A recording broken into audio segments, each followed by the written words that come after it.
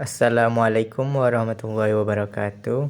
Perkenalkan, nama saya Ali Nur Akbar dengan akhiran NIM 02 dari Tadris Biologi BP 23. Baik, di sini saya akan menjelaskan mengenai tumbuhan paku. Pertama, pengertian dari tumbuhan paku.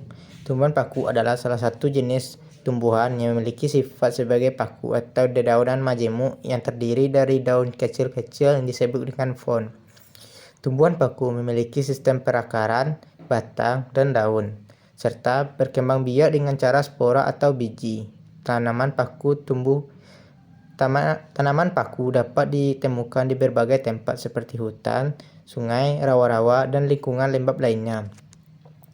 Jenis paku yang sangat beragam dapat ditemukan di seluruh dunia, mulai dari ukuran kecil seperti lumut paku hingga besar seperti paku raksasa. Tumbuhan paku memiliki peran penting dalam ekosistem, antara lain sebagai produsen utama dalam rantai makanan dan juga sebagai penjaga kelembaban tanah.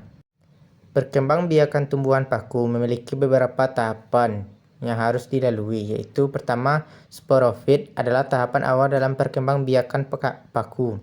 Tahapan ini, tumbuhan paku dan spora dihasilkan oleh sporagonium.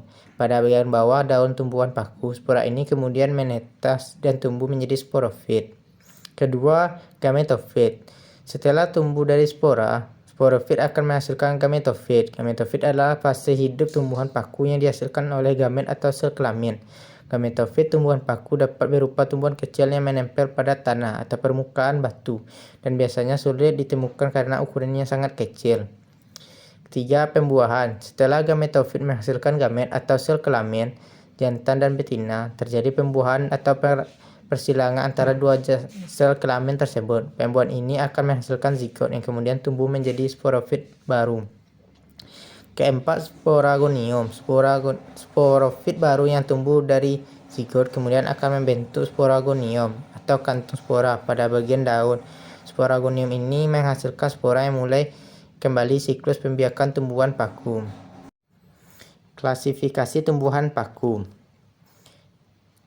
Pertama, subdivisio Lycosipida memiliki ciri-ciri unik tumbuhan paku. Subdivisi Lycosida yaitu terdiri dari daun sejati, batang, dan akar menempel pada tanaman lain sebagai media hidup. Memiliki daun yang sangat kecil dan rapat, menghasilkan daun berbentuk spora yaitu makrospora dan mikrospora. Memiliki mikrosporagonium dan sporagonium sebagai organ reproduksi penting.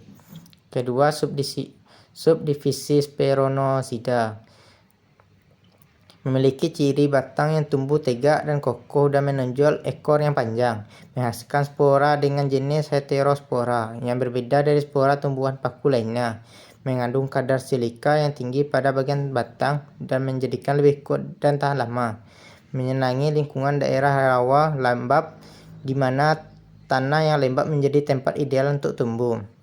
Selanjutnya, subdivisi Pteronosida yaitu memiliki ciri-ciri kelompok tumbuhan paku yang memiliki akar, batang, dan daun sejati seperti tumbuhan tingkat tinggi lainnya. Bentuk paku dengan pembuluh daun bercabang-cabang. Ukuran daun paku dapat bervariasi namun umumnya cenderung besar. Pterosida memiliki sistem pembuluh yang berfungsi mengangkut air dan nutrisi terdapat pada daun, batang, dan akar. Kelompok pada Pterosida umumnya tumbuh di tempat yang lembab dan teduh seperti hutan di tepi sungai. Selanjutnya, subdivisi Plesiosida dikenal sebagai paku purba adalah kelompok tumbuhan paku yang memiliki sejarah evolusi panjang. Pertama, tidak memiliki daun sejati. Lalu, tidak memiliki pembuluh angkut, tidak memiliki akar sejati. Tubuh menyamping, reproduksi dengan spora. Bentuk tubuhnya primitif. Struktur tumbuhan paku. Struktur tumbuhan paku, komponen-komponen yang membentuk pada paku. Pertama yaitu akar. Tumbuhan paku sejati memiliki akar yang berkembang luas di dalam tanah, berfungsi untuk menyerap air dan nutrisi pada tanah. Lalu batang. Tumbuhan paku sejati biasanya terdiri atas beberapa segmen dan ruas yang dapat dipisahkan oleh satu sama lain. Segmen ini biasanya berjumlah sekitar 6-8, tergantung pada spesiesnya. Lalu daun. Pada tumbuhan paku sejati berbentuk majemuk atau komponen. Setiap daun yang terdiri atas beberapa bagian disebut dengan pinna. Pinna tersebut terdiri dari serangkaian kecil disebut dengan fon. Tumbuhan paku sejati memiliki ukuran yang bervariasi, mulai dari kecil hingga besar. Memiliki sistem pembuluh. Tumbuhan paku sejati memiliki sistem pembuluh yang terdiri dari pembuluh angkut jenis xilem dan floem, terletak pada bagian tengah batang.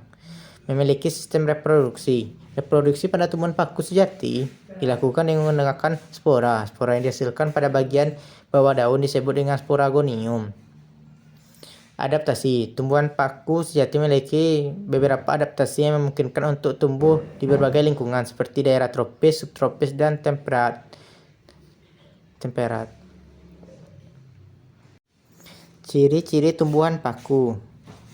Memiliki akar, batang, dan daun sejati. Ciri utama tumbuhan paku memiliki ini yaitu berfungsi untuk akarnya memiliki fungsi menyerap air dan nutrisi tanah. Batang biasanya terdiri atas beberapa segmen dan luas dapat dipisahkan oleh satu sama lain.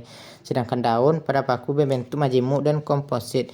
Setiap daun terdiri atas beberapa bagian yang disebut dengan pinna. Reproduksi dengan spora. Tumbuhan paku melakukan reproduksi dengan menggunakan spora yang dihasilkan bagian bawah daun disebut dengan sporagonium. Memiliki pembuluh angkut. Tumbuhan memiliki pembuluh angkut terdiri xilem dan floem. Hidup di lingkungan yang basah. Tumbuhan paku banyak ditemukan lingkungan yang lembab seperti hutan tropis, subtropis. Hal ini karena membutuhkan air dan cukup untuk fotosintesis. Tidak memiliki bunga dan buah. Ciri lain tumbuhan paku yaitu tidak memiliki buah dan bunga. Produksi pada paku dilakukan dengan menggunakan spora yang dihasilkan bagian bawah daun. Manfaat tumbuhan paku. Tumbuhan paku atau Pteridophyta memiliki manfaat yang cukup besar bagi manusia. Pertama, sebagai penghijauan atau pelestarian lingkungan. Dapat digunakan penghijauan pelestarian karena mampu menahan erosi tanah dan menstabilkan lereng gunung yang rawan longsor. Sebagai tanaman hias, beberapa jenis paku memiliki nilai estetik yang tinggi, sering dijadikan sebagai tanaman hias. Lalu sebagai bahan baku industri, beberapa jenis tumbuhan paku dapat digunakan bahan industri. Misalnya serat dari jenis paku tertentu dapat digunakan sebagai pembuatan kertas atau tekstil. Lalu sebagai obat-obat tradisional. Manfaat dalam bidang kesehatan sering digunakan obat-obatan. Misalnya rimpan tumbuhan paku, empon-empon atau ria-ria Quercifolia dapat digunakan untuk mengobati sakit pinggang, rematik, dan penyakit kulit. Sebagai bahan makanan. Tumbuhan paku juga dapat dimanfaatkan sebagai bahan makanan. Misal pucuk tumbuhan paku dapat diolah jadi sayur dan dimakan langsung. Sebagai sumber data fosil, tumbuhan paku telepon menjadi sumber data fosil yang ahli paleontologi untuk mempelajari sejarah evolusi tumbuhan di lingkungan pada masa lampau.